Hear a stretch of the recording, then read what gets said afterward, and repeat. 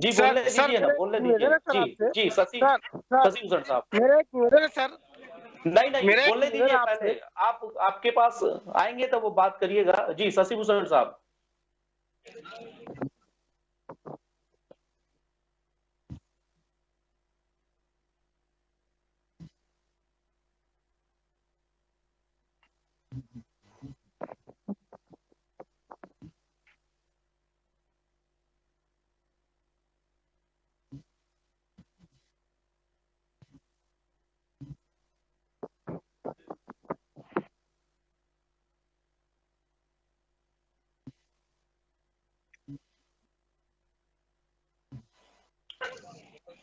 जी रविशंकर साहब। सर अब ये तो कोर्ट में मैटर है, प्रेजुडिस है, कोर्ट तय करेगा। वीडियो एविडेंसेस को कितना कोर्ट मानता है ये तय करेगा, उसके बाद ही पता चलेगा कि घटना हुई कि नहीं हुई, सच्चाई है कि नहीं। हमारा ऐसा कहना है कि आप नियम से काम क्यों नहीं करते? आप नियम से काम करिए, आपको किसने रोका? क्यों कोई छेड़ेगा?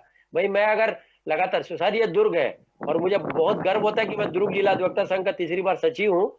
हम लोगों ने हर गलत चीज का विरोध किया है सर।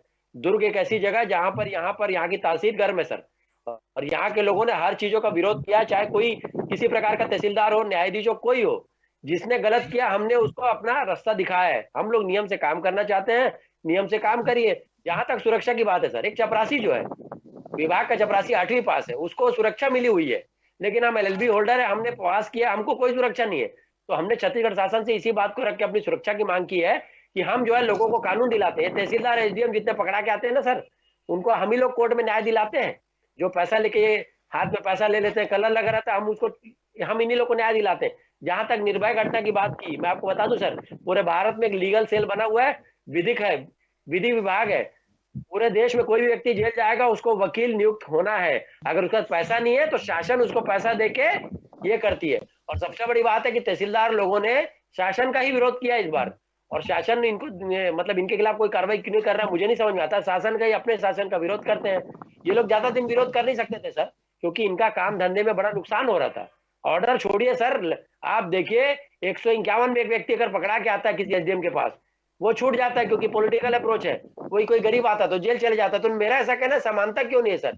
कानून में समानता 107-16 में एक को छोड़े दूसरे को छोड़िए ना सर। आप इसीलिए हम बोलते हैं कोई एक लीगल व्यक्ति जो कानून का जानकार हो, इसको जुडिशरी के अंडर में होना चाहिए। जुडिशरी, आज भी देश में लोग जुडिशरी पे विश्वास करते हैं। इनके जुडिशरी के साथ तो कोई लड़ाई झगड़ा नहीं करता है। इनके साथ लड़ाई झगड़ा इसलिए होता है क्योंकि ये किसी न किसी का पक्ष लेते हैं। जो सरकार होगी, जो लोग होंगे, दलाल होंगे, उनका पक्ष लेते हैं सर, इसलिए इनका विरोध होता है। तो मेरा ऐसा कहना, नियम से कानून करिए, आपका कौन परेशान करेगा? आपको किसी सुरक्षा की जरूरत नहीं। और ये जो रविशंकर विरोध है ना साहब, सर, दुर्ग और जो हमने तहसील जो की लिख के अगर दिया ना, हमने जो लिख के दिया, ये एक विरोध नहीं है। हमारे यहाँ पर 1000 वकील थे और सबने इस बात को माना है कि लगातार परेशान है, प्रताड़ित। वहां पे आम जनता आई थी सर, उन्होंने, वो लोग बताते थे कि हमारे इतने दिन मैटर पेंडिंग है, बोलते हैं डायरेक्ट आ जाओ पैसा दे दो। कहां से देगा सर? गरीब आदमी जिसके घर में आदमी मर गया, औरत कहां से नामांतरण के लिए पैसा देगी? आप घर में जाके नामांतरण करिए।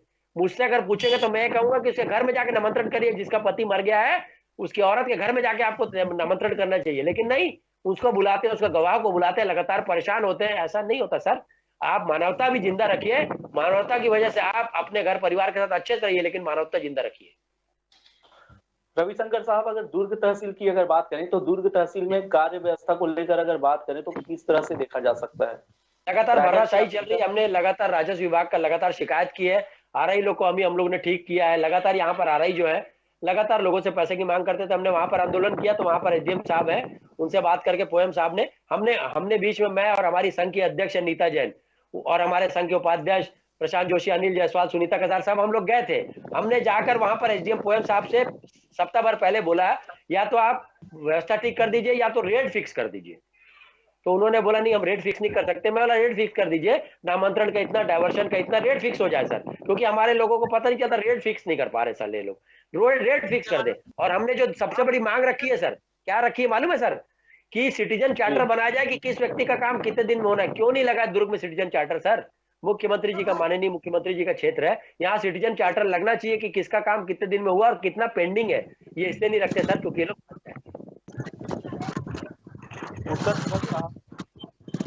पूरे मामले को अगर देखा जाए तो किस तरह से मामला सुलझेगा आगे, क्या लगता है आपको? अच्छे से काम कर दे सर, कोई दिक्कत नहीं, अच्छे से काम करना चालू जी कर दे, किसी प्रकार का कोई विवाद नहीं है। ये लोग पैसा लेन देन का काम बंद कर दे सर, काम अच्छा हो जाए। जो अधिवक्ता जी कह रहे हैं बिल्कुल, मतलब इसको जब तक सरकार को इसमें मध्यस्थता करना चाहिए, आपसी में ये मैटर सुलझ सकता है। अब जो होना था वो हो चुका है, अब इसका तो कुछ किया नहीं जा सकता। वो तो जांच का विषय है, तो वो तो जांच कर ही रही है, प्रशासन कर ही रहा होगा उसकी जांच। लेकिन आपसी में लोग को सामंजस्य बनाते हुए इसको इसको यहाँ खत्म करना चाहिए। इस तरीके से दोनों, मतलब एक पक्ष है और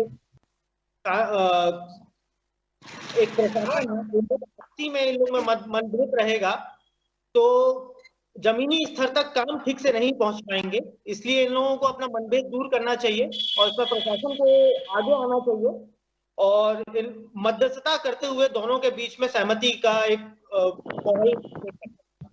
जी पदम राज साहब जी, जी टंडन जी, टंडन जी कुछ बोल रहे थे आप?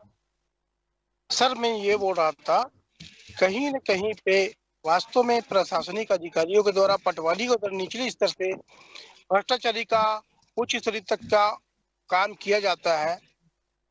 मैंने खुद ही, मेरे नाम से B1 नक्शा खतरा है, ऑलरेडी मेरे नाम से सारा चीज जमीन है। मैंने आग्रह निवेदन किया तहसीलदार महोदय जी से, लगातार मेरे डुप्लीकेट पर्ची गुम होने की वजह से, उसके बावजूद भी मुझे आज तक उनसे निरस्त किया गया। मैंने माननीय न्यायालय एसडीएम साहब के पास आवेदन प्रस्तुत करने के लिए मुझे कहा गया है एसडीएम साहब के द्वारा। मैंने कहा कि सर कहीं न कहीं आम जनताओं को लगातार भ्रष्टाचारी का शिकार होना पड़ रहा है पटवारी और तहसीलदारों के द्वारा। जी, ये मतलब अच्छी बात नहीं है आम जनों को, और जो घटनाएं घटित हुई है उस पर मैं तो आपसी सामंजस्य लेकर के काम करना चाहिए, आम जनों के हित के लिए काम करना चाहिए। शासन किस बात की पैसा देती है, किस बात की तनख्वाह देती है, किस बात की बंगला और गाड़ी देती है, पर्याप्त मात्रा में प्रशासन उनको तनख्वाह देती है, समय सीमा पे काम करने के लिए बोलती है, उसके बाद लगातार आम जनों को मतलब ये लोग गुमराह और भ्रमण करके मतलब कहीं न कहीं पे मेरा मानना है कि इनके द्वारा राशि कुछ न कुछ लेने का बात करते हैं। इनके दलाल कहीं न कहीं तहसील कार्यालय के आसपास इर्द गिर्द आम जनों के बीच में घूमते रहते हैं। तो कहीं ना कहीं एक दूसरे को सामंजस्य बनाने की जरूरत है, और जो अधिवक्ता और जो तहसीलदार के बीच आरोप प्रत्यारोप का जो दौर है, एक दूसरे को सामंजस्य बनाकर एक दुरुस्त काम करने की आवश्यकता है। और जिस तरह से रविशंकर साहब